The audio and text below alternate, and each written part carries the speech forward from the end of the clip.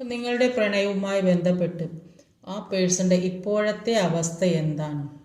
നിങ്ങളുടെ പ്രണയവുമായി ബന്ധപ്പെട്ട് ആ പേഴ്സൻ്റെ ഇപ്പോഴത്തെ അവസ്ഥ എന്താണ്? അപ്പോൾ ഇതും ഞാൻ 3 കാർഡ്സ് വെച്ച് എക്സ്ട്രാ ഒരു ക്ലാരിഫിക്കേഷന് വേണ്ടിയിട്ട് അതും ഒരു 3 കാർഡ്സ് കൂടെ ഇതിൻ്റെ കൂടെ വെക്കുന്നുണ്ട്. അപ്പോൾ നോക്കാം എന്താണ്. അപ്പോൾ ഈ ഫസ്റ്റ്, സെക്കൻഡ്, തേർഡ്, അപ്പോൾ ഓരോന്ന് ഈ 2 കാർഡാണ് വെച്ചിട്ടുള്ളത്. ഒന്ന് സെലക്ട് ചെയ്യുക. ഒന്ന് എടുത്ത് നോക്കാം എന്താണ് ഫസ്റ്റ് കാർഡ് സെലക്ട് ചെയ്തത്.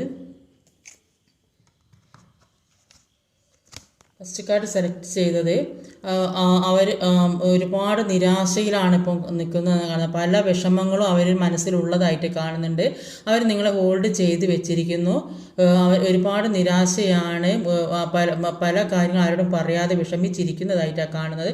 നിങ്ങളെ മനസ്സിൽ ഹോൾഡ് ചെയ്ത് വെച്ചിരിക്കുന്നതായിട്ടാണ് കാണുന്നത്.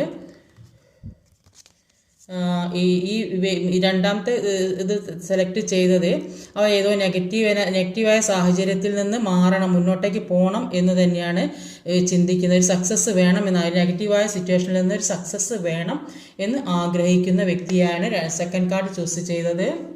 തേർഡ് കാർഡ് അത് ഇപ്പോൾ ഏതോ ഒരു ഹാങ്ഡ് സിറ്റുവേഷനിലാണ് അവർ നിൽക്കുന്നത്.